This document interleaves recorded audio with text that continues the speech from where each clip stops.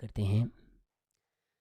사랑하는 성도 여러분, 지난 시간까지 세 प्यारे 차례 भाई और बहनों, 욥의 영적 पिछले 지혜에 कुछ सत्रों 대해서 में 말씀드렸습니다. हमने अय्यूब के आत्मिक 영과 지혜의 नज़रअंदाजगी की बात की। 그렇기 때문에 설명 하나를 해도 참으로 अय्यूब ज्ञान में और बुद्धि में अच्छा था, इसलिए जब भी वो कोई बातें कहता था वो उचित बातें कहता था और 정작 영적으로는 무지하여 जानता था कि क्या कहना है। 알지 못한 यद्यपि वो आत्मिक रूप से अहंकारी था, सत्य को सही से नहीं जानता था, फिर भी उसने पूरी तरह से विलाप और शिकायत करने वाली बातों से परमेश्वर का हृदय 그러나 하나님께서는 तोड़ा। और 의 근본 중심은 फिर भी परमेश्वर जानता था कि मूल रूप से अय्यूब हृदय में भला था।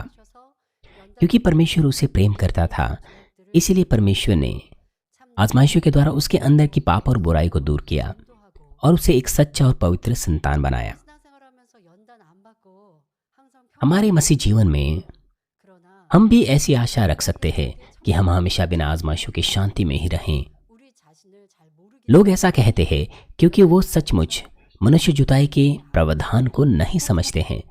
असल में आजमाइशों के बगैर हम पाप और बुराई को हमारे हृदय की गहराई में ढूंढ ही नहीं पाते हैं, और अगर हम उन्हें ढूंढे ही ना और शांति से ही जीवन जिए तो स्वर्ग में क्या होगा। 또 낮은 천국에 들어갈 수밖에 없거든요. जब हम स्वर्ग में अपनी पाप और बुराई को देखेंगे, यद्यपि हमने उद्धार पा लिया है, लेकिन हम 내 안에 내면 हम 들여다보고 발견하고 स्वर्ग में निचले स्तर में ही जा पाएंगे। 동작입니다. 더럽고 악한 거 इसलिए यही सच्ची मनुष्य जुताई है जिसमें हम अपनी पाप और बुराई को ढूंढ पाते हैं। 도 발견하고 발견하는 거 यद्यपि हम थका हुआ महसूस कर सकते हैं, उबा हुआ महसूस कर सकते हैं, 벗어버리면 मगर हमें उन्हें ढूंढना है। सिर्फ ढूंढना ही नहीं, बल्कि उन्हें हमें निकाल फेंकना है, 이거든요. 그러면 하늘의 큰 자요. ताकि हम में कोई बुराई और पाप ना रहें जब हम स्वर्ग जाएं 신앙생활하는 और हम परमेश्वर के सिंहासन के करीब रह सकें। 아버지의 참전을 되기 위함이기에 इसलिए हम अपना मसीह जीवन जी रहे हैं। इस मसीह जीवन को धरती पर जीने का मकसद यही है कि हम उसकी सच्ची संतान बन सके। इसलिए हम आजमाइशों से अपने आप को ढूंढ पाते हैं। 하지 않았던 자 इसीलिए पिता परमेश्वर ने अय्यूब को आजमाइशों में रहने दिया कि वो आजमाइशों से गुजरें, 끌어가고 계십니다. ताकि वो अपनी पाप और बुराई को देख सकें 하나님의 뜻을 और बदल सकें। 하나님을 대항해 आज भी हम ऐसे बहुत से लोगों को देखते हैं जो परमेश्वर की इच्छा को जाने बगैर ही परमेश्वर के विरुद्ध हो जाते हैं। 하는 성도들 가운데도 진리를 바로할 मसीह लोगों में भी जो परमेश्वर पर विश्वास का दावा करते हैं, 살아가면서 उनमें भी ऐसे कई मामले मिलते हैं जहां पर वो सत्य को ठीक रूप से नहीं जानते हैं। 사람들은 주여 믿습니다라고 고백만 उदाहरण के लिए 받는다 말하기도 하고 कुछ मसीही लोग इस बात पर बहस करते हैं 구원받으면 कि केवल प्रभु कहने से उनका उद्धार हो जाएगा, 상관없다고 구원받는다고 और अगर उन्होंने उद्धार पा लिया है तो वो कैसे ही पाप क्यों ना करे, वो मायने नहीं रखता है। 천국은 और कुछ मसीह तो इस तरह से कहते हैं 하는 거니까 구원받는 कि पाप तो हमारा शरीर करता है 말하기도 합니다. और स्वर्ग तो हमारी आत्मा को जाना है, इसलिए अगर हम पाप कर भी लें तो भी हम स्वर्ग चले जाएंगे। उनके अंदर इस तरह की गलत फहमी रहती है कि अगर उन्होंने पवित्र आत्मा पा लिया है तो वो सदाकाल के लिए बचाए गए हैं। 구절에 मगर पहला थिस्सलुनीकियों 5 अध्याय 19 पद में परमेश्वर साफ कर देता है कि आत्मा को ना बुझाओ। 수 있음을 알려주셨습니다. इस प्रकार से वो हमें बता रहा है कि पवित्र आत्मा को पाने के बाद भी वो बुझ सकता है। और साथ ही प्रकाशित वाक्य 3 अध्याय 5 पद में वो कहता है 그 이름을 내 아버지 कि जो जय पाए उसे इसी प्रकार श्वेत वस्त्र पहनाया जाएगा, और मैं उसका नाम जीवन की पुस्तक में से किसी नाम रीति से ना काटूंगा, पर उसका नाम अपने पिता और उसके स्वर्गदूतों के सामने मान लूंगा। ये आयत हमें बताती है कि जीवन की पुस्तक से हमारे नाम काटे जा सकते हैं जहां पर नाम लिखे गए हैं। 성경책에 기록돼 있으니까 그는 절대로 흐려지지 않고 आपको ऐसा लग सकता है या फिर लोगों को ऐसा लग सकता है कि अगर हमारे नाम जीवन की पुस्तक में लिख लिए गए हैं तो हम बच गए हैं, वो कभी नहीं मिटाए जाएंगे। मगर परमेश्वर साफ कर देता है कि वो मिटाए जा सकते हैं। इसलिए जब तक हम पूर्ण उद्धार न पा लें, हमें हर वक्त सचेत रहना है, वचन में सत्य में जीवन जीना है। 성령을 받고도 परमेश्वर का वचन हमारा मापदंड मानक होना चाहिए। अगर हम 하나님 वचन में ना जिएं और जानबूझकर पाप करें, पवित्र आत्मा की अगुवाई में ना चलें, तो फिर कुछ और नहीं बल्कि परमेश्वर अपना मुख हमसे फेर देगा। कुछ ऐसे विश्वासी हैं जो चर्च तो आते थे मगर उचित मसीह जीवन नहीं जी पाए, क्योंकि वो शुद्ध रूप से परमेश्वर की सच्ची इच्छा, प्रेम और न्याय को नहीं जानते थे। इसलिए कितना ही वो प्रार्थना क्यों ना करे, वो उत्तर प्राप्त नहीं कर सकते जब तक कि वो आजमाइश और कष्टों से ना गुजरें। हमें सही रूप से पिता परमेश्वर की इच्छा को जानना है और सत्य की सही समझ को रखना है और इस प्रकार से उसकी इच्छा का अनुसरण करना है। 하나하나 설명을 अय्यूब के इन संदेशों के द्वारा 저는 मैं आपको समझा रही हूँ 말씀으로 넘어갔습니다. 그냥 성경 읽기를 하면 열심히 읽었지만 다 알지 못했어요. 그리고 이 욥기 इसीलिए जब आप इस संदेश को सुने 전에는 그렇게 तो आपको तरोताज़ा महसूस हो सकता है। पहले जब आप अय्यूब की पुस्तक को पढ़ते थे तब आप सही से अर्थ नहीं जानते थे। 하나님이 कुछ मसीह लोग अय्यूब को गलत समझते हैं। 연단을 उन्हें लगता था कि अय्यूब एक भला व्यक्ति है 참고 और परमेश्वर ने उस पर आजमाइशें डाली हैं 받았다. 그러니 और अय्यूब ने अच्छे से आजमाइशों को पार किया, इसीलिए परमेश्वर ने उसे आशीष दी। 아니요 묵묵히 잘 참는 게 아니라 और ऐसा ही वो अपने विश्वासियों को भी सिखाते हैं कि 연단이 온 내 안에 악을 यदि तुम पर आजमाइशें आती हैं तो तुम भी शांत रहो। 축복이 오고 응답이 ओ고 영광으로 नहीं, ऐसा नहीं है, बल्कि आजमाइशों के दौरान हमें अपने पाप और बुराई को ढूंढना है, उन्हें दूर करना है। केवल तभी हम आशीषें पा सकते हैं। अय्यूब की पुस्तक का यही अर्थ है, मगर कुछ मसीह लोग इस बात को गलत समझ बैठते हैं। वो परमेश्वर को भी गलत समझ बैठते हैं। 오해하면 안 이르지 않습니다. उन्हें लगता है कि परमेश्वर उन्हें बिना किसी वजह के, बिना किसी अच्छी वजह के आजमाइशी दे सकता है। 충분히 이해할 수 있고 깨달을 मगर हम जानते हैं, हमारे सीनियर पास्टर के द्वारा परमेश्वर से हमने ये प्रकाशन पाया है। 그리고 इसलिए हम 말씀마다 अय्यूब की पुस्तक की सही समझ को रख सकते हैं। इसीलिए हमें धन्यवाद देना है इन बातों के लिए, 왜 인간 और यह संदेश हम अपने जीवन पर भी लागू कर सकते हैं। 정확히 알아. हमें समझना होगा कि क्यों हम आजमाइशों से गुजरते हैं, क्यों परमेश्वर मनुष्यों की जुताई करता है 이분아 और हमें आज्ञा पालन करना है। 마음을 돌리며 ऐसा करने पर मुझे आशा है कि हमेशा आप उत्तर पाएं और जो भी करें वो परमेश्वर के महिमा देने के लिए करें और जहां भी वो आप मसीह की सुगंध फैला सकें। 주께서 주의 손으로 지으신 अय्यूब कहता है 10 अध्याय 3 पद में 악인의 꾀 कि क्या तुझे अंधेर करना और दुष्टों की युक्ति को सफल कर देना, अपने हाथों के बनाए हुए को निकम्मा जानना भला लगता है? 께서 손으로 지으신 प्यारे भाइयों और बहनों, 하나님이 친히 지으신 이것을 क्या परमेश्वर अपने हाथों के बनाए हुए को निकम्मा जानता है? 하나님이 자신을 지으시고 अय्यूब परमेश्वर की व्याख्या इस प्रकार से करता है कि परमेश्वर ने उसे रचा है और फिर उसी पर बीमारियां, आजमाइशें और क्लेश डाले हैं। 악인에게 빛을 비춰주시는 것을 और वो इस बात पर भी बहस करता है कि परमेश्वर 욥은 마음이 뒤틀 दुष्टों की युक्ति को सफल करता है। अपने हृदय में बाधित होकर परमेश्वर अय्यूब की व्याख्या, मेरा मतलब है अय्यूब परमेश्वर की व्याख्या और भी बुराई के साथ करता है।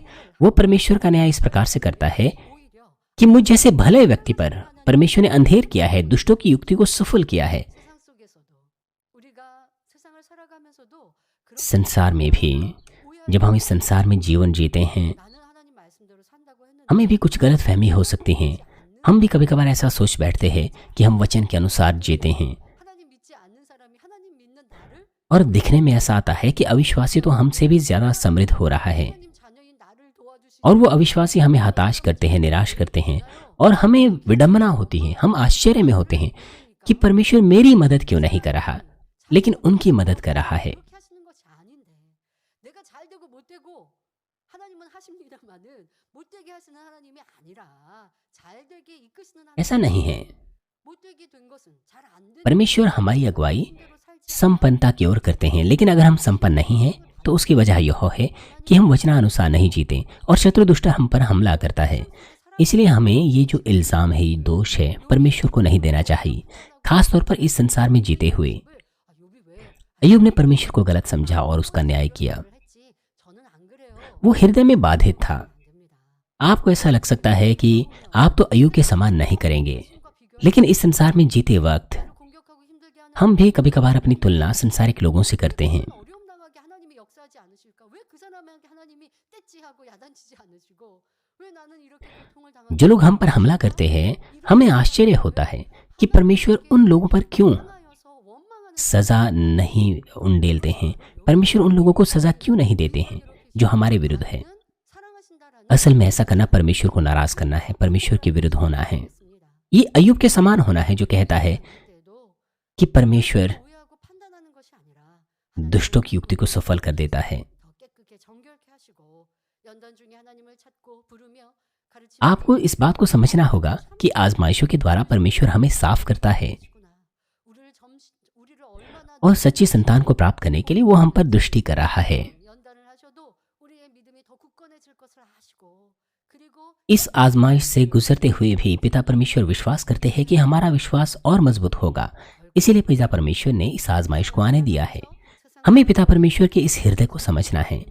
इसलिए इस संसार में जीते वक्त हमें अपनी तुलना संसारिक लोगों से नहीं करनी है और ना परमेश्वर को नाराज करना है। इस प्रकार से 주께서 4 पद में अय्यूब कहता है, क्या तेरी देहधारियों की सी आंखें हैं? क्या तेरा देखना मनुष्य का आशा है? 사람의 눈이 아닙니다. 즉 परमेश्वर की आंखें देहधारी नहीं है, अर्थात शरीर की नहीं है। 그런데 अगर कहें 말은 어떠합니까? तो परमेश्वर मनुष्य के हृदय को देखता है, लेकिन मनुष्य 어찌하여 사람의 눈으로 शरीर को देखता है। 보고 계십니까? अय्यूब का कहने का मतलब ये है कि परमेश्वर 친구들은 तू तो हृदय को देखता है, लेकिन मुझे मनुष्य के समान क्यों देख रहा है? 악하다라고 말하지만 मनुष्य जब बाहर से मुझे देख रहे हैं वो तो मुझे पाप और बुरा कहते हैं, पापी और बुरा कहते हैं, लेकिन आप तो मेरे हृदय को देखते हो। आपको तो पता होगा कि मैं पवित्र हूँ, मैं धर्मी हूँ, तो क्या आपको मुझे आशीष नहीं देनी चाहिए? 10장 5절 ये अय्यूब का कहने का मतलब है। 주의 날이 어찌 인생의 अय्यूब जब 10 अध्याय 5 और 6 पद में कहता है तो उसका कहने का मतलब क्या है? लिखा है, क्या तेरे दिन मनुष्य के से दिन के समान है? वह तेरी वर्ष मनुष्य के पुरुषों के समयों के तुल्य है। क्या तू मेरा अधर्म ढूंढता और मेरा पाप पूछता है? 하나님은 처음과 끝이 없으신 분이며 영원히 계시는 분입니다.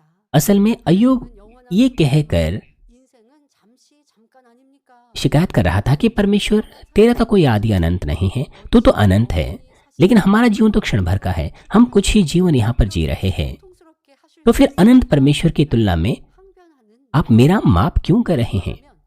क्यों इस तरह का क्लेश आपने मुझ पर डाला है?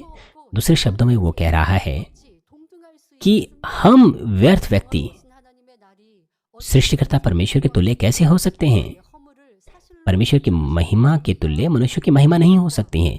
इसीलिए तू मेरा अधर्म क्यों ढूंढ रहा है? 너무나 प्रभु के दिनों की तुलना में जिसके पास अधिकार है, सामर्थ्य है, मेरे दिन तो कम ही हैं। 하물며 इसलिए यद्यपि मैं अधर्मी क्यों ना हूं, 어떻게 क्या ये प्रेम नहीं कि तू मुझे क्षमा करे? और यद्यपि मैं पापी हूं, लेकिन तू मुझ पर इस तरह का कष्ट क्यों देता है? 악을 행하고 어려움을 당하고 괴로움을 당할 때 मनुष्य तो बुराई करता है 사랑이시니까 다 용서해 주셔야 되지 जब वो हताशा में है। 의미와 마찬가지입니다. 하나님은 사랑이신데 왜 지옥을 주십니까?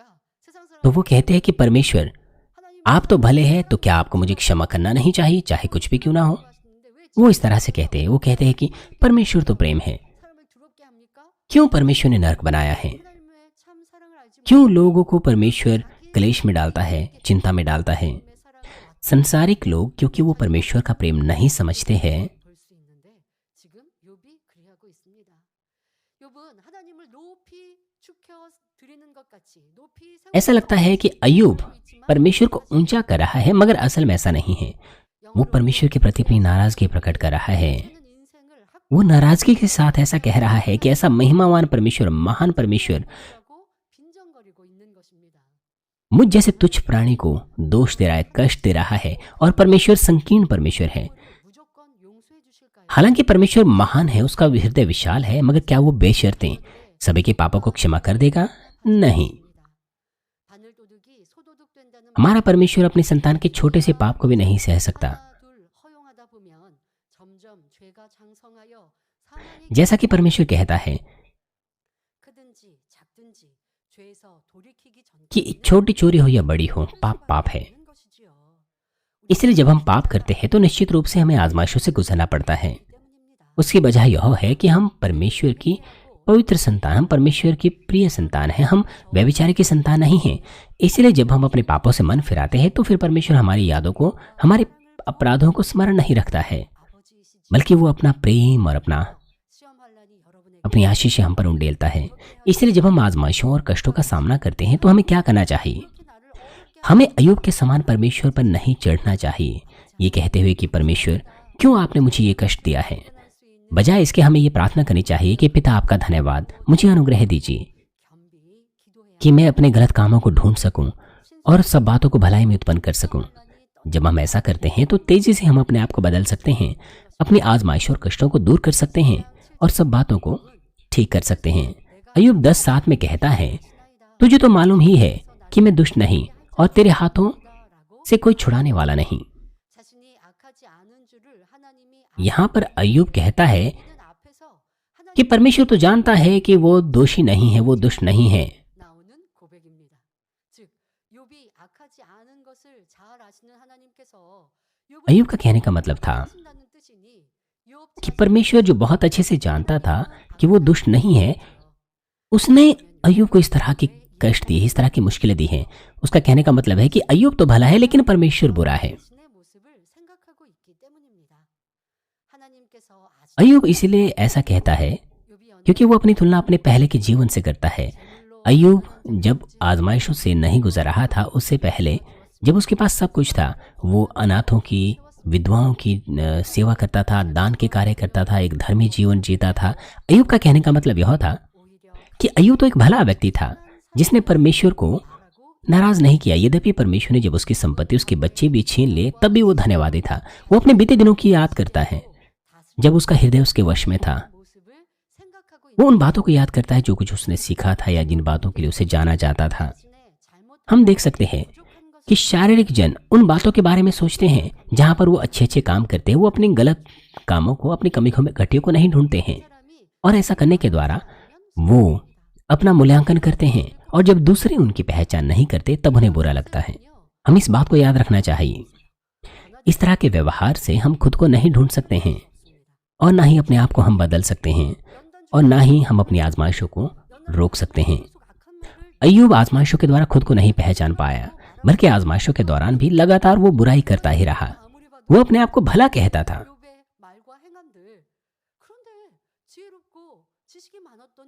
हमारी अपनी आंखों में ये ग्रहण चीजें नहीं हैं। असल में अय्यूब एक बुद्धिमान व्यक्ति था। वो परमेश्वर का भय मानता था, पर क्यों वो खुद को नहीं ढूंढ पाया, खुद को नहीं देख पाया? वो इसीलिए क्योंकि उसने केवल उन क्षेत्रों को देखा जहां जहां उसने अच्छे काम किए थे। अक्सर लोगों में भी ऐसा होता है, वो खुद से प्रेम करते हैं। बीते समय में हो सकता है उन्होंने कहीं कहीं कुछ अच्छे अच्छे काम किए होंगे, मगर समस्या यहां उठती है कि उनमें भी कमियां होती है। वो भी गलत काम करते हैं, और जो नम्र लोग होते हैं उन्हें उन भले कामों को भूल जाना चाहिए जो उन्होंने किए हैं, बल्कि अपनी कमियों को याद रखना चाहिए और खुद को सुधारना चाहिए, और नम्रता से अपने आप को बेहतर बनाने की कोशिश करनी चाहिए। लेकिन जो शारीरिक जन होते हैं, जो बदलने में धीमे होते हैं, जो अहंकारी होते हैं, घमंडी होते हैं, वो केवल उन बातों को याद रखते हैं जहां उन्होंने अच्छा काम किया था। असल में अय्यूब बुराई कर रहा था, परंतु वो बातें कर रहा है कि उसने किस किस तरह की भलाई की थी और कैसे वो बीते समय में परमेश्वर का भय मानता था। हमें अपने आप को जांचना चाहिए कि कहीं हम तो उसके जैसे नहीं हैं। यद्यपि हो सकता है कि हम परमेश्वर से प्रेम किया करते थे और चर्च के लिए मेहनत से बीते समय में काम किया करते थे, लेकिन अभी इस वर्तमान स्थिति में हमारी स्थिति क्या है? हमें अपने मुंह को बंद रखना चाहिए। हमें अपने बीते समय के बारे में बात नहीं करनी चाहिए, और बजाय इसके हमें पश्चाताप करना चाहिए, मन फिराना चाहिए और नम्रता से अपने आप को बदल देना चाहिए। हमें उन क्षेत्रों के बारे में भूल जाना चाहिए जहां हम अच्छा काम कर रहे हैं, बल्कि अपनी कमी घटियों के ऊपर हमें काम करना है। हमें अपनी कमी घटियों के ऊपर काम करना है। कुछ लोग कहते हैं कि हमारे अंदर तो कोई कमी नहीं, हम तो केवल अच्छा काम कर रहे हैं, परंतु ये सत्य नहीं है। परमेश्वर अपने आप में ज्योति और सत्य है। वो अपने आप में प्रेम है। परमेश्वर की ज्योति में कोई भी अपनी कमियों को ढूंढ सकता है, और जब हम ऐसा करते हैं तो हम अपने आप को नया कर सकते हैं, बिना आजमाइशों के, जैसे कि अय्यूब गुजरा था। अय्यूब के समान आजमाइशों के गुजरे बगैर ही हम तेजी से अपनी आजमाइशों से पार कर सकते हैं, सुंदर फल बन सकते हैं। मगर मनुष्य ऐसा नहीं करता है। अय्यूब भी मनुष्य के ही समान है, वो भी एक मनुष्य है। हम भी उन क्षेत्रों के बारे में सोच सकते हैं जहां हम अच्छा काम कर रहे हैं। हम केवल अपनी अच्छी चीजों के बारे में ही सोचते हैं। असल में यह नम्र होना नहीं है, बजाय इसके यह घमंड है।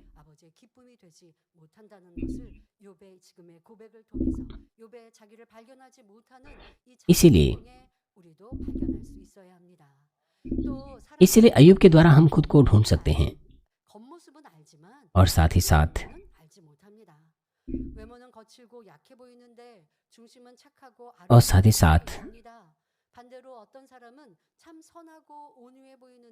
कुछ लोग केवल अपने प्रकटीकरण पर ही ध्यान देते हैं। कुछ लोग बाहर से हो सकता है उतने अच्छे ना दिखें, लेकिन उनका हृदय भला होता है। लेकिन कुछ लोग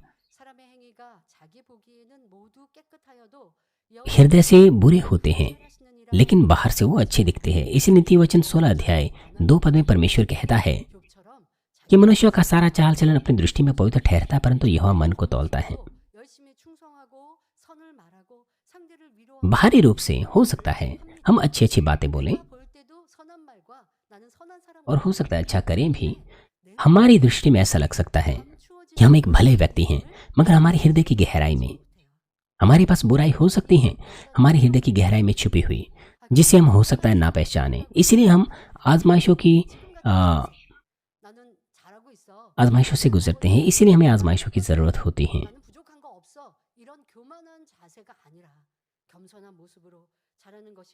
हमारा स्वभाव घमंडी नहीं होना चाहिए, हमारा नम्र स्वभाव होना चाहिए। पवित्रता के सुसमाचार की ज्योति में हमें बेहतर बनना चाहिए, हमें अपने आप को और अधिक नम्र करना चाहिए।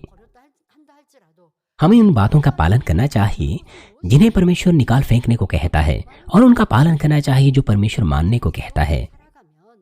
हम बहुत सारी चीजों को ढूंढ सकते हैं। यदि हम इस तरह की मानसिकता के साथ अपना जीवन जिए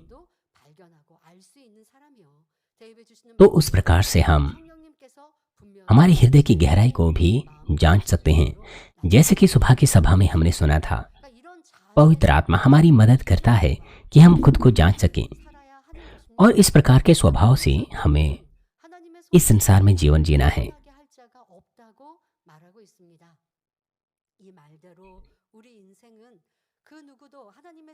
और साथ ही साथ अय्यूब कहता है कि तेरे हाथों से हमें कौन छुड़ा सकता है। परमेश्वर के हाथों से हमें कोई नहीं छुड़ा सकता। परमेश्वर ने पूरे ब्रह्मांड को रचा है। समय और दूरी पर प्रबल होकर परमेश्वर सब बातों को रचता और जांचता है।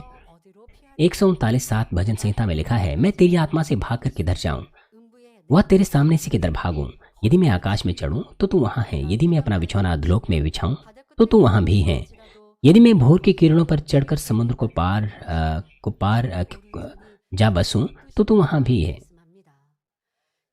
तू अपने हाथों से मेरी अगुवाई करेगा और अपने दाहिने हाथ से मुझे पकड़ा रहेगा। परमेश्वर के वचन के विरुद्ध होकर योना तरशीश की ओर जहाज में बैठ गया, मगर परमेश्वर उसे देख रहा था। परमेश्वर सब कुछ देख रहा था। बाइबल में बाइबल बताते हैं कि योना परमेश्वर की दृष्टि से भाग रहा था, मगर हम परमेश्वर की दृष्टि से कहीं नहीं भाग सकते हैं। हम जहां भी हैं, परमेश्वर अपनी धधकती आंखों से हमें देख रहा है, और साथ ही परमेश्वर के न्याय से कोई मनुष्य नहीं बच सकता, चाहे कोई राजा हो, कोई बड़ा नायक क्यों ना हो। इस धरती पर उसका जीवन समाप्त होने के बाद उसे न्याय का सामना करना ही होगा। जैसे कि यूहन्ना 5:29 में लिखा है कि जिन्होंने भलाई की वे जीवन के पुनरुत्थान के लिए जी उठेंगे, और जिन्होंने बुराई की वे दंड के लिए पुनरुत्थान के लिए जी उठेंगे। निश्चित रूप से न्याय होगा, चाहे वो भला हो या बुरा हो। और प्रकाशित वाक्य 20:12 में हम देखते हैं, फिर मैंने छोटे बड़े सब मरे हुओं को सिंहासन के सामने खड़े हुए देखा, और पुस्तकें खोली गई। फिर एक और पुस्तक खोली गई, फिर एक और पुस्तक खोली गई, अर्थात जीवन की पुस्तक। और जैसे उन पुस्तकों में लिखा हुआ था, उनके कामों के अनुसार मरे हुओं का न्याय किया गया। इस आयत में मरे हुए लोग उन लोगों को दर्शाते हैं जिन्होंने यीशु मसीह को ग्रहण नहीं किया है, जिनका विश्वास मरा हुआ है। भविष्य में वे परमेश्वर के सिंहासन के सामने खड़े होंगे, वहां पर पुस्तकें खोली जाएगी। जीवन की पुस्तक के अलावा, जिसमें उद्धार पाए हुओं के नाम लिखे हुए हैं, उसके अलावा वहां दूसरी पुस्तकें हैं जिनमें उन सब लोगों के काम लिखे हुए हैं जिन्होंने उद्धार नहीं पाया है। स्वर्गदूत ना केवल जन्म से लेकर मृत्यु तक तमाम कामों को लिखते हैं, लेकिन उन सब बातों को भी लिखते हैं स्वर्गदूत जो लोगों के हृदय और मनों में हैं। जो उद्धार नहीं पाए गए हैं, वो उनके पापों के आधार पर जो कुछ लिखा हुआ है उसके आधार पर उनका न्याय होगा। और यीशु ने मत्ती 7:21 में कहा कि जो मुझसे हे प्रभु कहता है, उनमें से हर एक स्वर्ग के राज्य में प्रवेश ना करेगा, परंतु वही जो मेरे स्वर्गीय पिता की इच्छा पर चलता है। और साथ ही 3:12 में यीशु कहता है, उसका सूप उसके हाथ में है और वह अपना खलिहाना अच्छी रीति से साफ करेगा। वह अपने गेहूं को तो खत्ते में इकट्ठा करेगा, परंतु भूसी को उस आग में जलाएगा जो बुझने की नहीं। 겉모습 इसलिए परमेश्वर की दृष्टि में हमें गेहूं बनना है।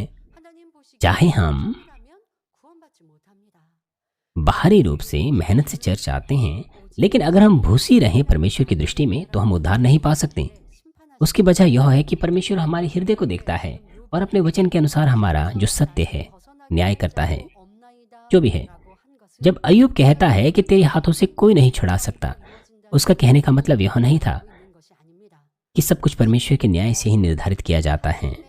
वो केवल इस बात पर विलाप कर रहा था कि वो परमेश्वर के हाथों में अन्यायिक रूप से फंस गया है और अब वो नहीं छूट पा रहा है।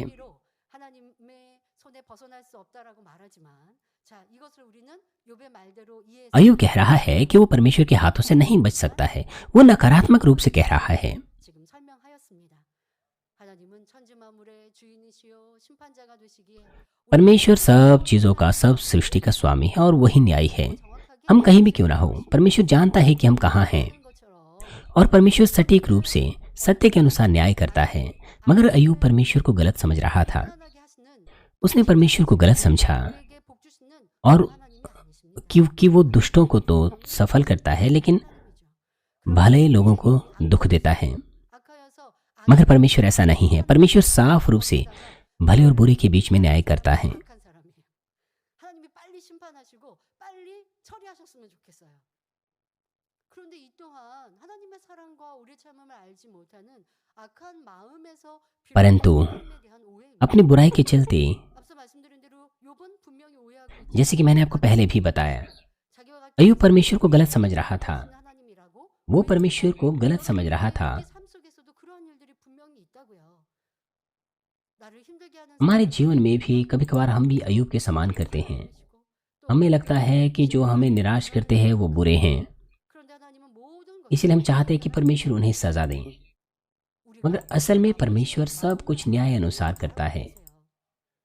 요나 또한도 पिता परमेश्वर चाहते हैं कि हम उसके हृदय को समझें। 불순종하여 다시스로 योना, 그러나 그에게 기회를 주셨어요. उसने परमेश्वर का आज्ञा उल्लंघन किया और तरशीश को चला गया, मगर परमेश्वर ने उसे मौका दिया। 지금 요나이지만 그가 철저히 회개하고 돌이킬 때에 다시 기회를 주셔서 니누에로 아버지의 लेकिन 뜻에 따라 जब उसने निरंतर पश्चाताप किया तो परमेश्वर उसे मौका दिया 주셨습니다. और वो वापस निनवे को गया और परमेश्वर के न्याय का बखान किया। 받은 요나는 아버지 하나님의 그런 용서와 사랑의 마음을 가지고 니누에에 가서 하나님의 심판을 इस तरह से योना ने परमेश्वर का प्रेम प्राप्त किया। 통해서는 니누에가 योना को परमेश्वर के न्याय की घोषणा प्रेम से करनी चाहिए थी, 심판을 전하라. मगर योना चाहता था कि न्याय हो निनवे का और वो नाश किया जाए। 그러니까 그렇게 전하였습니다. 자, 그리고 उसे पसंद नहीं था 약속하신 그때가 되면 कि 저 니누에 निनवे न्याय से बच जाएं। 말고 하는 바라는 마음. 그런 वो चाहता था कि परमेश्वर 굉장히 큰 निनवे को नाश करें। 아, 나를 ये बहुत बड़ी बुराई है। 이스라엘을 괴롭히는 니누에니까 그 니누에가 멸망당하는 게 기쁘고 즐거운 निनवे इज़राइलियों को दुख दे रहे थे, 우리가 이런 요노와 같은 마음이 있잖아요. इसलिए वो चाहता था कि निनवे का न्याय हो। 어려움을 당하기를 바라고 그가 잘 되면 싫어요. 거기에다 대고 왜 하나님은 악인에게 और अगर हमारे पास भी अय्यूब का समान हृदय हो तो हम भी यही चाहते हैं 또한도 कि जो लोग हमें कष्ट देते हैं उनका भी न्याय हो, उनका नाश हो। 니누의 멸망을 바라고 그 니누에가 보이는 곳에서 हमारे पास भी योना का सा हृदय हो सकता है। योना चाहता था कि निनवे का नाश हो। 하시는 것이 아니라 वो 하나님의 चाहता था 말이에요. कि निनवे पर न्याय हो, परंतु अंत में परमेश्वर ने निनवे को क्षमा कर दिया। 모습을 볼 수 있습니다. 여러분 이러한 और योना को ये बात पसंद नहीं आई। 속에 오래 참고 용서하시는 사랑의 하나님을 발견하고 इसलिए बाइबल के लेखों में 이와 같은 악한 마음은 내 안에 있지 않은지 지금 हमें 우리에게 क्षमा करने वाला, प्रेमी करने वाले परमेश्वर को ढूंढना है 칭찬하시고 और हमें 편이시다라고 अपने अंदर बुराई ढूंढनी है। 표현해서 잘못되어 있는 오해하고 정지하고 있는 표현입니다만은 나는 그리하지 않았는지 우리는 우리의 삶 속에서 우리의 받는 연단 속에 हमें भी इस बात को जांचना चाहिए 이렇게 कि कहीं हम भी तो अय्यूब के समान काम नहीं करते हैं। 요나의 마음 हमें अपनी गलत फहमी को ढूंढना है जो परमेश्वर के विरुद्ध है। 마음처럼 악한 자라 할지라도 हमारे पास योना का सा हृदय नहीं होना चाहिए। हमारे पास परमेश्वर का हृदय होना चाहिए जो चाहता है कि बुरे करने वाले भी पश्चाताप करें और मन फिराएं। 닮아가는 만민이 उड़ाऊ पुत्र जब वापस आया 당의자님은 그리하셨죠. 그런데 तो उसने उस उड़ाऊ पुत्र को भी गले लगाया। सीनियर पास्टर भी बिल्कुल ऐसे ही हैं। आजमाइशों के दौरान कुछ लोगों ने कहा कि 다 용서해 주실 텐데 나는 किसी ने पास्टर 나는 못할 उन बुरे लोगों को क्षमा कर देंगे 그런데 그런 말씀은 이제 यदि वो वापस लौटते हैं, 발견하고 내가 변화되는 लेकिन मैं तो नहीं चाहता कि सीनियर पास्टर उन्हें क्षमा करें। कुछ लोग इस तरह से कहा करते थे, 들어봤습니다. लेकिन मैं जानती हूँ कि अब आप वैसी बात नहीं करते हैं। 저는요 그런 사람 आपने कोशिश की है कि अपने आप को बदलें, 우리가 मगर बीते दिनों में 스스로 회개하고 누구를 악하다, 누구를 죄인이다 했던 것도 कुछ लोग ऐसा कहते थे, हमने उन बातों के लिए क्षमा मांगी, हमने उन बातों के लिए पश्चाताप किया, 우리는 아버지의 마음, 목자의 마음을 아니 그런 마음을 닮아갈 때 우리가 और हमें ऐसा करना भी चाहिए क्योंकि हम परमेश्वर का और चरवाहे का हृदय समझते हैं। 주님의 양떼가 되기를 바라셔서 지금까지 이끌고 계시고 이 연단 끝에 그런 열매로 우리 모두가 나오기를 원하십니다. 그러니 아들에게 और इन आजमाइशों के अंत में पिता परमेश्वर चाहते हैं कि हम सभी 할지라도 회개하고 돌이키기를 바라시는 उनके फल बनकर उभरें। 그리고 여러분들 세상에서도 그러한 पिता परमेश्वर चाहते हैं कि बुरा करने वाला भी मन फिराए, 10장 8절 पश्चाताप करें। 주의 손으로 나를 만드사 백체를 इसलिए मैं चाहती हूँ कि आपके पास भी ऐसी भली दृष्टि हो। 기억하옵소서 주께서 내 몸 और आगे 8 पद में अय्यूब ने कहा, तूने अपने हाथों से मुझे ठीक रचा है और जोड़कर बनाया है, तो अभी मुझे नाश किए डालता है। 욥은 자신이 하나님의 손으로 만들어진 피조물임을 알고 있었습니다. 여기서 백체란 अय्यूब जानता था कि वो एक निम्न प्राणी है जिसे परमेश्वर ने रचा है। 포함한 것을 의미합니다. 우리의 눈, 코, 입, 뼈와 살, 피뿐 아니라 눈에 보이지 않는 영과 혼도 하나님이 지으셨음을 말하는 것이지요. इस आयत का कहने का मतलब है कि परमेश्वर ने हमारी आत्मा और प्राण को रचा है जो अदृश्य है, 사랑과 और साथ ही साथ हमारी देह को रचा है। जब परमेश्वर ने मिट्टी से मनुष्य को रचा, 큰 기대와 사랑 가운데 तो परमेश्वर ने उसमें अपना और अधिक प्रेम और समर्पण डाला दूसरे प्राणियों को रचने की तुलना में। 이 사람을 통하여 내가 영광을 받을 और परमेश्वर ने कहा, 그 후손 क्योंकि मैंने इसे सुंदर तरह से रचा है और मैं उसके द्वारा महिमा पाऊंगा, 아름다움과 और उसके वंशजों के द्वारा पीढ़ी दर पीढ़ी 나의 사랑 많음과 मेरी दीनता, नम्रता, मेरा बहुतायत का प्रेम और 말씀하셨지요. 그리고 मेरी सामर्थ्य की घोषणा होगी। 생기를 아담의 परमेश्वर ने 생명이 되게 जीवन की श्वास, जिसमें परमेश्वर का सामर्थ्य था, मनुष्य के नथनों में फूंकी और उसे एक जीवित प्राणी बना दिया। इस तरह से मनुष्यों में जीवन आया और चलने फिरने लग गया। उसका हृदय धड़कने लग गया, शरीर में रक्त संचारण होने लग गया और शरीर काम करने लग गया। 가르침 받은 और दिमाग जब काम करने लग गया 할 수 있게 되었습니다. 하나님께서 तो आदम ने जो कुछ देखा, सुना, सीखा उसे अपने दिमाग में एकत्र करना शुरू किया। 그러한 진리의 परमेश्वर ने आदम को रचा, उसके उस दिमाग में सत्य का ज्ञान दिया। वो सत्य का ज्ञान जो इस तरह से उसे दिया गया, 내용을 통해 생각으로 떠올릴 수 있었지요. उसके प्राण के 사람의 영혼육은 कार्य के द्वारा प्रकट हुआ। इस तरह से हम देखते हैं कि हमारा आत्मा, प्राण और देह सृष्टिकर्ता परमेश्वर के द्वारा रचा गया। मगर अय्यूब इस तरह से 육으로 कुड़कुड़ाता है कि परमेश्वर तू मुझे कैसे इस तरह से कष्ट दे सकता है, 멸하실 수 जिसकी आत्मा, देह और प्राण को तेरे 있고 있는 것입니다. मेहनत के कामों के द्वारा रचा गया है। 그렇게 만드셨고 빚으셨지요. तूने मुझे रचा है। 하는 게 아니고 그렇게 만드셨는데 왜 저를 이렇게 괴롭게 하십니까? अय्यूब कह रहा था कि तूने मुझे इस प्रकार से रचा, मगर फिर भी क्यों तू मुझे कष्ट देता है। 하신다고 생각하니 अय्यूब ने परमेश्वर को गलत समझा कि परमेश्वर उसे कष्ट दे रहा है। इस तरह से वो अपनी नाराजगी को प्रकट करता है। 만드셨는지를 ऐसा सोचते हुए वो परमेश्वर को याद दिलाने की कोशिश कर रहा है कि तूने मुझे अपने हाथों से ठीक रचा है, जोड़कर बनाया है, तो भी तू मुझे नाश के डालता है। 몸 지으시기를 흙을 뭉치 और आगे अय्यूब कहता है, 흙을 뭉치는 것은 स्मरण कर कि तूने मुझको गूंथी हुई मिट्टी की नाई बनाया। 흙 뭉치듯 आप सोचिए इस बारे में। 만드셨기 때문에 이제는 티끌과 같이 버리시는 것입니까? 라고 대항하고 있는 आप जानते हैं कि मिट्टी से जब हम कुछ बनाते हैं तो वो बड़ी आसानी से बन जाता है, 조금 वो हम आसानी से बना लेते हैं मिट्टी से। तो अय्यूब का कहने का मतलब यही था कि तूने मुझे मिट्टी से बनाया है 져놓고 और अब तू मुझे ऐसे ही 멸하시냐고 हटा रहा है, ऐसे ही नजरअंदाज कर रहा है, नाश कर रहा है। इससे पहली आयत में अय्यूब कह रहा है कि तूने अपने हाथों से मुझे ठीक रचा है, जोड़कर बनाया, अर्थात मेहनत से बनाया है। परमेश्वर ने अपनी ईमानदारी, अपनी मेहनत उसमें डाली है। लेकिन अगली ही आयत में अय्यूब कहता है कि तूने मुझे गूंथी हुई मिट्टी से बनाया है, अर्थात मिट्टी से हम कुछ भी चीज़ों को आसानी से बना सकते हैं। 억지스러워 और अब तू मुझे 볼 수 있습니다. नाश किया जा रहा है, अर्थात जिस तरह से हम मिट्टी की चीज़ों को ऐसे ही बना के हटा देते हैं, नाश कर देते हैं, वैसे ही 앞뒤 말이 다른 것도 모르죠. अय्यूब की बातें यहाँ पर, मनुष्य की बातें इस प्रकार से होती है। मनुष्य अपनी बातें 근데 बदल डालता है अय्यूब के समान। अय्यूब अभी अभी जो 8 पद में कह रहा है, तुरंत ही 9 पद में उन बातों को बदल रहा है। अब बिल्कुल विपरीत बात कह रहा है। 부모, 자녀, 친구 등 परिवार में भी पति पत्नी जब आपस में लड़ते झगड़ते हैं, 딱 이런 모습이지 않나요? जब उनकी जो भावनाएं हैं वो गहरा जाती हैं, तो वो भी इस तरह की बातें कहते हैं। उनकी बातें, उनकी भावनाएं जब गहरा जाती हैं, 끝까지 तो पत्नी, यहाँ तक कि पत्नी के परिवार पर भी दोष लगा डालता है।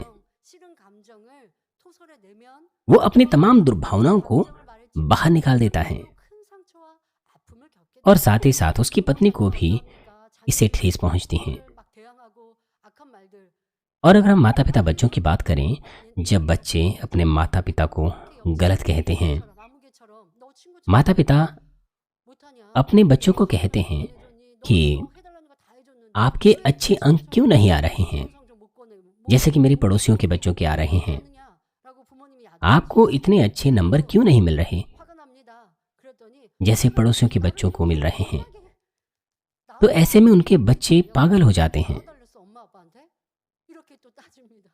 그러면 부모님은 그래 내가 너 같은 자녀 और फिर ऐसे में बच्चे वापस जवाब देने लग जाते हैं। 미역국이나 먹었지 하면서 또 화를 냈습니다. 서로 감정만 격해지는 거죠.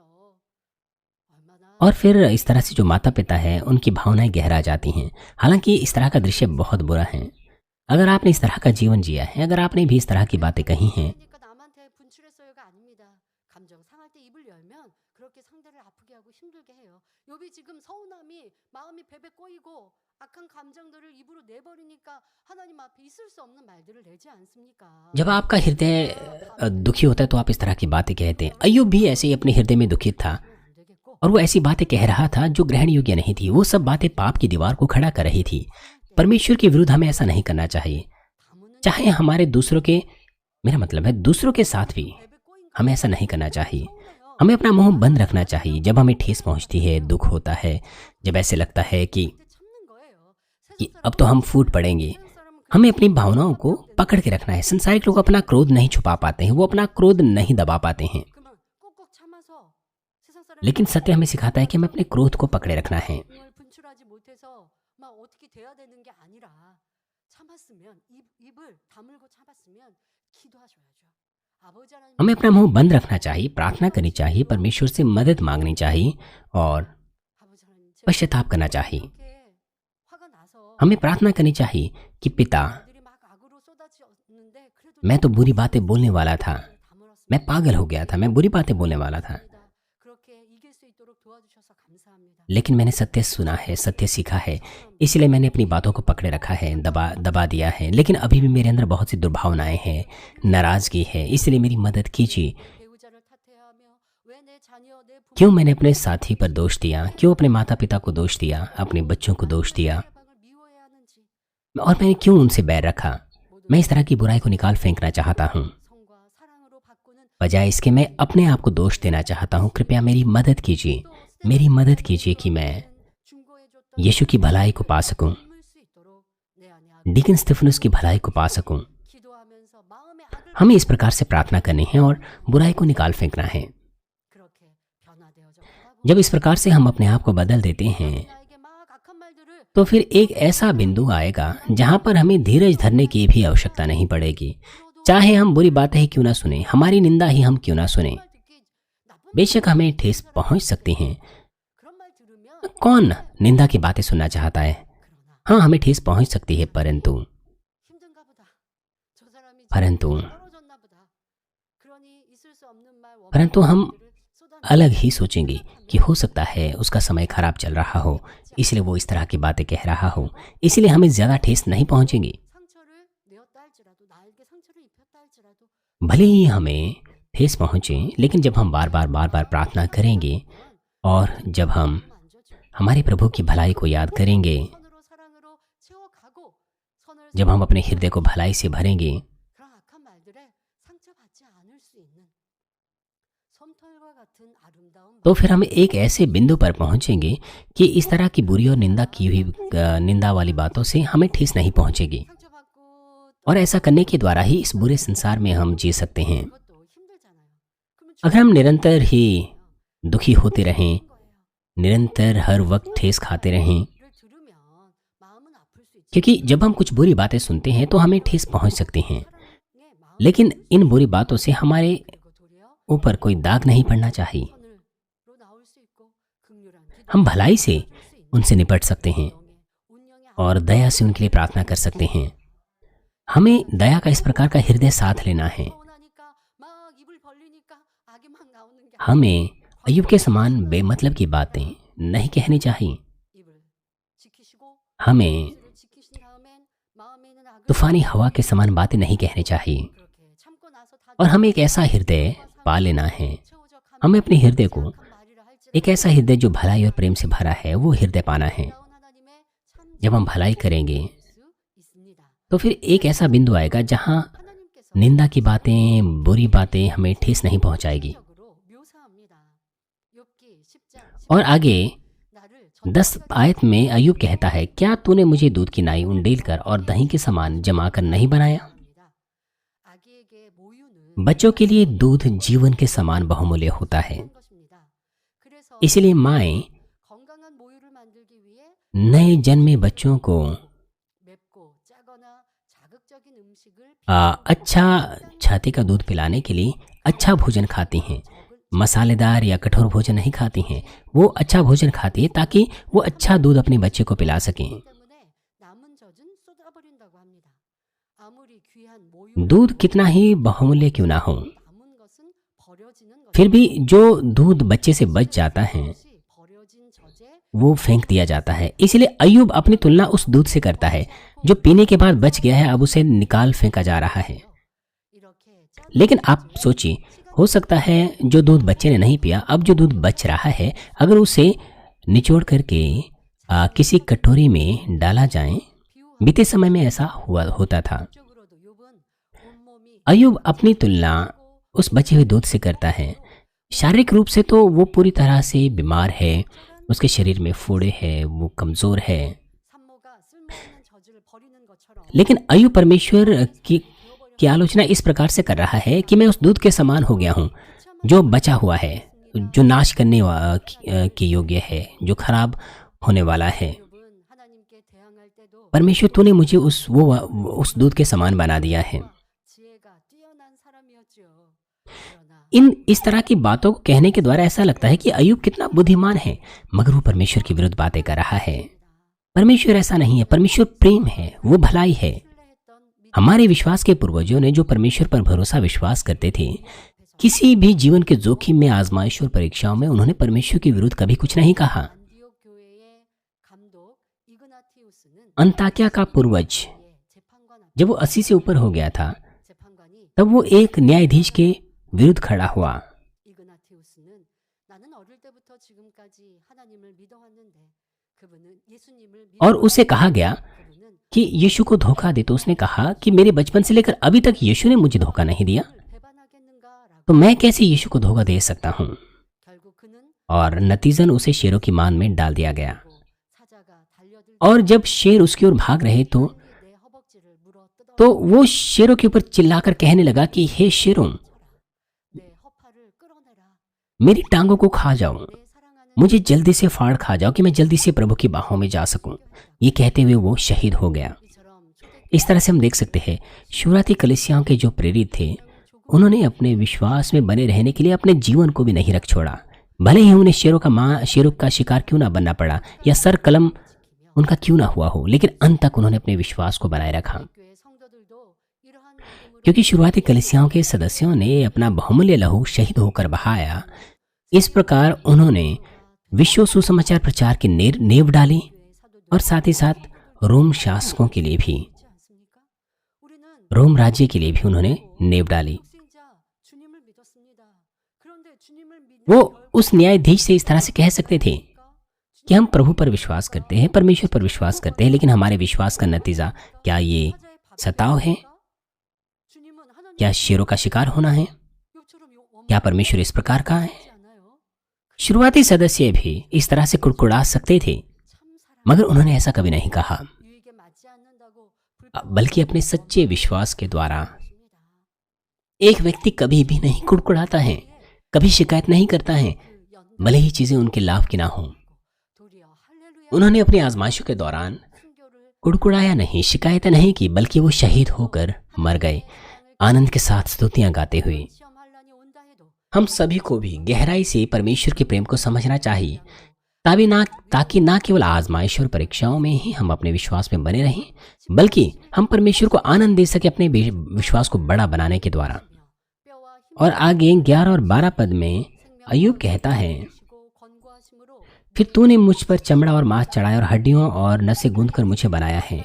तूने मुझे जीवन दिया और मुझ पर करुणा की है, और तेरी चौकसी से मेरे प्राण की रक्षा हुई है। 창조하셨으며 परमेश्वर ने हमें जीवन दिया है, उसने हमारे आत्मा प्राण और देह को रचा है, उसने हमें ज्योति दी है, हवा पानी सूरज सब कुछ दिया है, उसने हमारे लिए जीने के लिए एक उचित वातावरण बनाया है। 생명을 주시고 은혜를 주시고 इसीलिए अय्यूब कहता है कि परमेश्वर ने उसे जीवन दिया है, 그런데 रक्षा दी है। 이러한 고백에는 लेकिन 다른 의도가 अय्यूब के इस तरह के अंगीकार के पीछे इरादा कुछ दूसरा था। 사업을 उदाहरण के लिए मान लीजिए कोई व्यक्ति जो व्यापार चलाता है, 큰 돈이 मान लीजिए उसे एक बहुत बड़ी धनराशि की आवश्यकता है। वो अपने माता पिता से कहता है कि माता पिता उसकी मदद करें, 그런데 मगर माता पिता उसकी इस विनती को नकार देते हैं, 너무나 여러 번 이렇게 계속 물질을 요구하고 요청하니 부모님이 거절을 했어요. क्योंकि वो बहुत बार आर्थिक रूप से मदद मांगता है। इसलिए जो माता पिता है वो उसकी विनती को नकार देते हैं, तो वो निराश हो सकता है, 예전에는 दुखी हो सकता है, और फिर अभद्र होकर इस तरह से कह सकते हैं कि मम्मी पापा आप तो मुझसे बहुत प्रेम करते थे, अच्छा अच्छा भोजन भी देते थे, मुझे संपत्ति समझते थे, लेकिन अब मेरी विनती आप क्यों नकार रहे हो? मैं जानता हूँ 자식도 आप मुझसे प्रेम नहीं करते हो, आपने मेरे साथ अच्छा व्यवहार इसीलिए किया क्योंकि आप चाहते थे कि मेरे द्वारा आपका नाम हो। 움직여서 इस तरह की बातों के द्वारा वो अपने माता पिता के हृदय को बदलने की कोशिश कर सकते हैं ताकि उसे वो मिल सके जो वो अपने माता पिता से चाहता है। मुझे आशा है कि आप ऐसा ना करें, लेकिन जब आप कोई ड्रामा देखते हैं, ड्रामा में जो चरित्र होते हैं वो इस तरह की बातें कहते हैं अपनी इच्छा को पूरा करने के लिए, जो वो चाहते हैं उसे प्राप्त करने के लिए। 하나님께 전에는 나에게 생명과 은혜를 주시며 अय्यूब ने भी यहाँ पर वही युक्ति इस्तेमाल की, ये कहते हुए कि 버리셨습니다라고 परमेश्वर 쓰고 있는 तूने मुझे मांस चमड़ा चढ़ाया, हड्डियां दी, नसें गूंथ कर बनाई, जीवन दिया, मुझ पर करुणा की, 주인이 लेकिन अब धूल के समान मिट्टी के समान मुझे क्यों छोड़ दिया है? 본문에 यद्यपि अय्यूब 주님을 지키셨나이다라고 했는데 여기서 욥이 अय्यूब जानता था 라고 한 것은 कि उसके प्राण का स्वामी है, इसीलिए अय्यूब आज के इस पाठ में कहता है कि तूने चौकसी से मेरे प्राण की रक्षा की। 것은 예전에 욥이 하나님을 알아 प्राण की रक्षा का मतलब है उसका हृदय, 고아와 과부를 क्योंकि 무지하며 परमेश्वर क्योंकि अय्यूब परमेश्वर को जानता था, 영적으로 무지함으로 क्योंकि बीते समय में उसने भले काम किए थे, अनाथों की विधवाओं की मदद की थी। 대적하면서도 자신의 잘못을 깨닫지 못 बीते समय में जहां उसने अच्छा अच्छा काम किया, 하나님을 사랑하고 वो बातें उसे याद थी। 성도들 중에 진리를 온전히 깨우치지 못함으로 하나님의 뜻에서 빗나가거나 범죄하는 경우가 있습니다. कभी कभार विश्वासियों में भी ऐसा होता है, जो वचन को जानते, सत्य को जानते, जो भलाई करते, लेकिन कुछ समय बाद वो विश्वास को छोड़ देते और भटक जाते हैं। 무릎을 꿇고 और ऐसे में उनके जीवन में जब आजमाइश आती हैं तो जो बुद्धिमान मसीह होते हैं वो बुद्धिमानी से अपने आप को जांचते, अपनी गलती को ढूंढते हैं। लेकिन ऐसा किए बगैर अगर हम परमेश्वर से बहस करने लग जाए कि परमेश्वर मैं तो मेहनत से सभा में जाता था, संपूर्ण दशमांश भी देता था, 가진다면 ये परीक्षा आपने मुझ पर क्यों डाली? 그러면 사단은 더욱 तो ऐसे में शैतान उसके हृदय को और अधिक नियंत्रित करेगा और अधिक उसे 말은 안 했어요. भटकाएगा। 기도하지는 않아요. आपको ऐसा लग सकता है कि मैंने तो अय्यूब की सी बातें नहीं की, 생각을 아시나 आप ऐसा सोच सकते हैं, 우리의 मगर परमेश्वर आपके मन को भी जानता है। 자, 그럼 परमेश्वर आपके हृदय को जानता है कि आप अपने मन में, अपने हृदय में क्या क्या रखते हैं। आप ऐसा सोच सकते हैं कि मैंने तो एक मेहनती मसीह जीवन जिया है, मैंने तो परमेश्वर के राज्य के लिए मेहनत से काम भी किया है, मैंने भलाई की है, मगर मैं क्यों कष्ट में हूँ? 그런데 그런 इस तरह के विचार परमेश्वर के विरुद्ध है। ये परमेश्वर के विरुद्ध कुड़कुड़ाना है, मगर लोग एहसास नहीं करते। अच्छा ये बहुत बड़ी समस्या है। 하는 것이지. लोगों को पश्चाताप करना चाहिए इस तरह के विचारों से। 육의 세상을 살아가다 보니 악한 उन्हें एहसास करना चाहिए 사업도 하고 일도 하고 그런 회사에서 कि ये आजमाइशें परमेश्वर की ओर से नहीं हैं, परमेश्वर ने नहीं दी हैं। 그렇게 어렵게 하신 게 아닌데 내가 이 잘못 परमेश्वर ने उसे कष्ट में नहीं डाला है, 원망했구나. 야 이건 전혀 믿음이 없는 बल्कि उसे एहसास करना है कि उसने शारीरिक विचारों से परमेश्वर को नाराज किया है, 자복해야죠. और उसे एहसास करना चाहिए कि परमेश्वर के प्रति वो अभद्र रहा है। उसे 왜내 फूट फूट कर उसके लिए पश्चाताप करना चाहिए। 왜 기도해도 왜 이 어려움이 떠나지 않나요 하고 있으면 문제를 इन बातों से पश्चाताप ना करने के मेरा मतलब है, अगर आप पश्चाताप ना करें 다리를 긁고 있냐고요. 잘못된 것을 찾아서 회개해야죠. 그런 순간의 생각도 उसे अपनी गलती को ढूंढना चाहिए, उसे पश्चाताप करना चाहिए। 버리고 आपको विचारों को भी पहचानना है, लेकिन समस्या यह है कि हमने क्या सोचा, क्या बोला, हम उसे भूल जाते हैं। इसलिए हमें पवित्र आत्मा की आवश्यकता है। जब हम अपने आप को नम्र करते हैं और परमेश्वर से प्रार्थना करते हैं कि पिता, हम अपने आप को जांचना चाहते हैं, कहीं मैंने आपको नाराज तो नहीं किया, कहीं मैं कुड़कुड़ाया तो नहीं। कृपया पवित्र आत्मा मदद कीजिए मेरी कि मैं उस बात को याद कर सकूं। इस तरह से अगर आप दीनता से उपवास करें, प्रार्थना करें, तो पवित्र आत्मा आपकी मदद करेगा। तो फिर आप वो बातें भी याद कर पाएंगे जो भूल गए हैं, ताकि आप पश्चाताप कर सकें और अपनी समस्या को सुलझा सकें।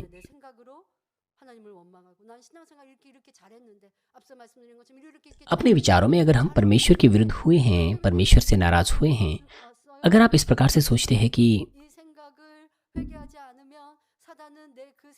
मेरा मतलब है, यदि आप इस तरह के विचारों से पश्चाताप ना करें, तो फिर शैतान उन विचारों को पकड़ लेगा।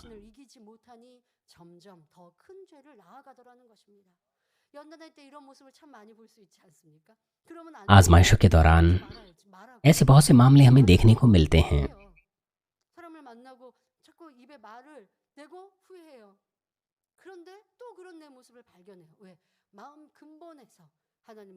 जब हम कुछ कह देते हैं उसके बाद हमें पछतावा होता है, क्योंकि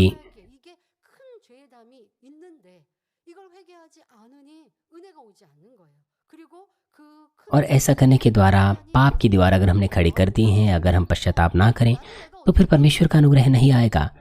इस तरह से शैतान हृदय को नियंत्रित कर सकता है, इसलिए ऐसा व्यक्ति खुद को नियंत्रित नहीं कर पाता है। इसलिए उसे पश्चाताप करना है, निरंतर अपने मार्गों से मन फिराना है, उसे पवित्र आत्मा से मदद मांगनी है। तब शैतान जिसने उसका हृदय नियंत्रित किया था वो छोड़ के जाएगा। इस तरह से वो व्यक्ति अपने हृदय, अपने मन को नियंत्रित कर पाएगा। इसलिए यदि आप आजमाइशों में हैं तो मैं आपसे विनती करती हूँ कि नम्रता से एक बुद्धिमान मसीह के रूप में आप अपने आप को जांचें और अपने पास्टर या अपने विश्वासी भाई की बातों पर ध्यान दें। आइए मैं संदेश का सारांश दूंगी। भाइयों और बहनों, एक खिलाड़ी को कितना उत्साह होता होगा जब उसकी गर्दन के चारों ओर गर्दन में एक सोने का मेडल डाला गया हो और उसने जीत प्राप्त की हो। ये एक हेडलाइंस होगी। इसी प्रकार से यदि हम शत्रु दुष्ट के विरुद्ध, जो हवाओं का शासक है, उस पर विजयी हो, तो हम नए यरूशलेम के नागरिक बन सकते हैं, जिसकी महिमा इस धरती की महिमा से तुलना नहीं की जा सकते हैं। भले इस धरती पर लोगों का जीवन छोटा है, लेकिन वो अपने प्रतिफल को पाने के लिए इस धरती पर ही अपने प्रतिफल को पाने के लिए कितनी मेहनत करते हैं, तो फिर स्वर्ग के प्रतिफलों को पाने के लिए हमें कितनी मेहनत करनी चाहिए। यीशु कहता है मत्ती 7:13 में, सकित फाटक से प्रवेश करो, क्योंकि चौड़ा है वह फाटक और चाकल है वह मार्ग जो विनाश को पहुंचाता है, और बहुतेरे हैं जो उसमें प्रवेश करते हैं। क्योंकि सकित है वह फाटक और सकरा है वह मार्ग जो जीवन को पहुंचाता है, और थोड़े ही है जो उसे पाते हैं। क्योंकि हमारा जो स्वर्ग का मार्ग है, स्वर्ग की जो यात्रा है, वो कठिन है। इसीलिए हमें धीरज धरने की आवश्यकता है, हमें प्रार्थना करनी है, उपवास करना है, ताकि और बहुत से लोग उद्धार पा सकें। और इस तरह से हम प्रभु के नाम के लिए अन्याय का भी सामना करते हैं। और कभी कभार ऐसा लगता है कि हम थक गए हैं, हमें आराम करना है। लेकिन जैसे कि रोमियो 8:18 में लिखा है, क्योंकि मैं समझता हूँ कि समय के दुख और क्लेश उस महिमा के सामने जो हम पर प्रकट होने वाली हैं कुछ भी नहीं है। हम उस महिमा पर विश्वास करते हुए, उन प्रतिफलों पर विश्वास करते हुए जो हमारी पीड़ाओं के बाद हम पर आए, हम पाएंगे, हम हर प्रकार की मुश्किलों से पार निकल सकते हैं। क्या आपको लगता है कि आपके अंदर कोई बुराई है? अगर आप अपनी बातों को नहीं पूरा कर पाए हैं तो ये कितना पछतावा है, कितनी बुरी बात है। आपके अंदर बुराई से वो बातें आपके मुंह से निकलती हैं। इसलिए सबसे पहले तो आपके हृदय से जो आपके मुंह से बुराई निकलती हैं, सबसे पहले तो आपको अपना मुंह बंद रखना है, उन बातों को आपको पकड़े रखना है, उपवास प्रार्थना करनी है उसके उन बातों के लिए। 분명히 내가 예전 같으면 इसलिए बुराई को दूर करने का जो आनंद है, 그런데 지금은 참아져요. 그러한 자기 자신을 발견할 때 आपको गुस्सा आया करता था, 음식을 먹고 진수성찬을 대하는 것보다도 더 लेकिन अब आप अपने गुस्से को पकड़ पाते हैं। 해서도 천국에서 주신 और जब आप इस तरह से कर पाते हैं तो आप बहुत अधिक आनंदित होते हैं। 하면서 केवल स्वर्ग के प्रतिफल ही नहीं, बल्कि इस धरती पर भी इस तरह का आनंद हम प्राप्त करते हैं। 바로 내 안에 계신 성령님께서 기뻐하시기에 아버지 하나님이 기뻐하시기에 그런 जब हम इस तरह से कर पाते हैं, क्योंकि पवित्र आत्मा हम में आनंदित होता है, पिता आनंदित होते हैं, इसलिए इस प्रकार का आनंद हम पाते हैं। 상 주시는 하나님 इससे भी बढ़कर हम स्वर्ग में बड़ी महिमा को प्राप्त करेंगे। 드리고 परमेश्वर पर दृष्टि करते हुए जो उसे प्रतिफल देगा, प्रेरित पौलुस ने भी अपना सब कुछ प्रभु को दे दिया और अंत में अपना जीवन भी बलिदान कर दिया। 이제 후로는 और जब उसने ऐसा किया तब भी उसका हृदय स्वर्ग की आशा से भरा हुआ था। 곧 और इसको हम 그날에 내게 주실 것 उसके इस अंगीकार से देख सकते हैं, जिसका अंगीकार उसने दूसरा तीमुथियो 4:8 में कहा किया, भविष्य में मेरे लिए धर्म का मुकुट रखा हुआ है, जिसे प्रभु जो धर्मी और न्याय है मुझे उस दिन देगा, और मुझे ही नहीं वरन उन सबको भी जो उसके प्रकट होने को प्रिय जानते हैं। हम देखते हैं कि वो कितना उत्साहित था, कितना अधिक आनंदित था। इस प्रकार से मैं प्रभु के नाम से प्रार्थना करती हूँ कि आप सभी लोग भी नए यरूशलेम की महिमा पर दृष्टि करें, जहाँ पिता परमेश्वर का सिंहासन है। हर प्रकार की आजमाइशों को धन्यवाद से पार करें और अपने आप को और भी सुंदर व्यक्ति में बदल दें। आइए आज के संदेश पर सोचते हुए सभी लोग प्रार्थना करेंगे। 원망하며 판단 정죄하는 모습을 보았습니다. 하나님은 의로운 나를 힘들게 하고 어렵게 하시고 또 악한 자에게 복 주신다라고 말하였지요. 하지만 이것은 욥의 마음이 감정이 상하 있고 그 마음이 또 이렇게 악으로 가득하였던 것임을 알 수 있습니다. 우리의 삶에도 이렇게 하나님을 원망하고 불평하였던 일들이 얼마나 많았는지 돌아보며 과거에 그러했던 것뿐 아니라 지금도 우리의 마음, 우리의 생각 속에 순간순간 불평하고 원망하고 내 유익을 구하는 것들을 벗어버리고 이제 아버지 원하시는 참 자녀 그 마음을 알아들이는 우리 모두가 될 수 있도록 도와주옵소서. 감사드리며 우리 주 예수 그리스도의 이름으로 기도하옵나이다. 아멘. 당회장님의 환자를 위한 기도를 받겠습니다. 아픈 곳이나 연약한 곳 위에 손을 얹고 기도 받으시고 아프지 않으신 분들은 가슴에 손을 얹고 समय होगा बीमारों के लिए प्रार्थना ग्रहण की जाएगी। अगर आप बीमार हैं, अपना हाथ अपने बीमार अंगों पर रखें, और अगर आप बीमार नहीं हैं, अपना हाथ अपनी छाती पर रखें। अपने हृदय की इच्छाओं के लिए इस प्रार्थना को प्राप्त करें। हालेलुया। सर्वशक्तिमान हमारे प्रेमी पिता परमेश्वर, कृपया अपना हाथ तमाम भाइयों और बहनों पर रखें जो इस वक्त इस प्रार्थना को ग्रहण कर रहे हैं। समय और दूरी को मिटाते हुए अपना हाथ तमाम जिसिन दर्शकों पर, जिसिन और इंटरनेट पर जो इस प्रार्थना को ग्रहण कर रहे हैं, सब पर अपना हाथ रखें। उन्हें हृदय से विश्वास करने के योग्य विश्वास दीजिए। नकारात्मक विचार और शक दूर कीजिए। तमाम क्लेश और आजमाइशें दूर कीजिए। सिर से लेकर पैर तक तमाम अंदरूनी अंग, कोशिकाएं, उत्तक और तंत्रिकाएं और जो भी बीमार अंग हैं, उन्हें पवित्र आत्मा की आग के द्वारा झुलसा दीजिए और मूल ज्योति के द्वारा। यीशु मसीह के नाम से मैं आज्ञा देता हूँ, शत्रु, दुष्ट और शैतान, तमाम बीमारियां, रोगाणु, विषाणु और निर्बलताएं दूर हो, ज्योति आ जाए।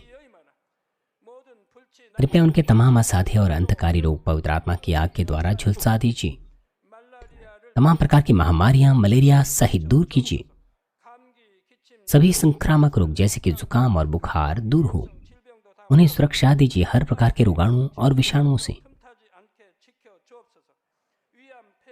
तमाम पेट, फेफड़े, जिगर, छाती, यूट्रिन और आंतों के कैंसर से उन्हें चंगा कीजिए। एड्स, लुकेमिया, दिमागी रक्तचाप, उच्च रक्तचाप, धीमा रक्तचाप, मधुमेह, थायराइड की समस्याएं, हृदय, फेफड़े और स्त्री रोग और तमाम सूजन और जलन दूर हो। पोलियो, लकवा, गठिया और हर्निएटेड डिस्क से उन्हें चंगा कीजिए। पीठ दर्द, सिर दर्द और मानसिक दर्द और तमाम दूसरे दर्द गायब हो जाएं। मिर्गी, स्वलीनता, उदासी, तंत्रिका रोग और दूसरी मानसिक बीमारियां दूर हो। सभी प्रकार के लकवे खुल जाएं, उठें, चलें और कूदें। आंखें सामान्य देखने लगें, कान सामान्य सुनने लगें, अंधे देखने लगें, बहरे सुनने लगे और गूंगे बोलने लग जाएं। तमाम प्रकार की दुर्घटना के दुष्प्रभाव से उन्हें चंगा कीजिए। उनकी टूटी हड्डियां जोड़ दीजिए। उन्हें जलन से ठीक कीजिए। जलन और दहन संवेदना उनसे दूर हो। पिता, कोई दाग न रह जाए। सभी प्रकार के नशे की लत से, जहर पदार्थ और उनके इस्तेमाल से साफ हो जाओ। मृत कोशिकाओं तंत्रिकाओं को फिर से जिला दीजिए, मृतकों को जिला दीजिए। उन्हें गर्भधारण की आशीष दीजिए। आप गर्भधारण की आशीष प्राप्त करने पाएं। यीशु मसीह के नाम से मैं आज्ञा देता हूँ, शत्रुदुष्ट और शैतान, हवाओं के सामर्थ्य के शासक, स्वर्गीय स्थानों की बुराई की सेनाएं और उनके दास दूर हो। बुरी, अशुद्ध, झूठी, धोखे की और अलग करने वाली आत्माएं और अंधकार के तमाम बल दूर हो। दुष्टता के बंधन खुल जाएं, अंधकार दूर हो, ज्योति आ जाए। पिता परमेश्वर, उन्हें ताकत दीजिए कि वे प्रार्थनाओं में पुकारें, पापों को दूर करने की उन्हें सामर्थ्य दीजिए और वे पवित्र हो जाएं। जब उनका प्राण समृद्ध होता है, सब बातों में वे भले चंगे रहें और उनके परिवारों में भी सुसमाचार का प्रचार हो। तमाम दुर्घटना और विपत्तियों से पूरे सप्ताह भर उन्हें सुरक्षा दीजिए और आशीष दीजिए कि एक समृद्ध जीवन बिना समस्या के वे जी सकें। पवित्र आत्मा के अग्नि में बाड़े में स्वर्गीय सेना, स्वर्गदूतों और अपनी धधकती आंखों के द्वारा अपने सभी बच्चों को, उनके घर, कार्यशालाओं और व्यापारों को आशीष दीजिए, सुरक्षा दीजिए। विद्यार्थियों को बुद्धि और समझ दीजिए। उनके हृदय को संसारिक चीजों से बचाएं। वो परमेश्वर को और भी अधिक जोश के साथ प्रेम करने पाएं। आपके बच्चे चाहे खाएं, पिएं या जो कुछ भी करें, इन सब में वो अपना जीवन पिता परमेश्वर आपको महिमा देते हुए जीने पाएं। वो जीवित परमेश्वर की गवाही ये कहकर देने पाएं कि मैं परमेश्वर से मिला हूं, मैंने परमेश्वर का अनुभव किया है, उससे उत्तर और आशीषें प्राप्त किए हैं। पिता परमेश्वर, आपका धन्यवाद। सारी महिमा केवल आपको मिले। हमारे प्रभु यीशु मसीह के नाम से मैं प्रार्थना करता हूं, आमीन।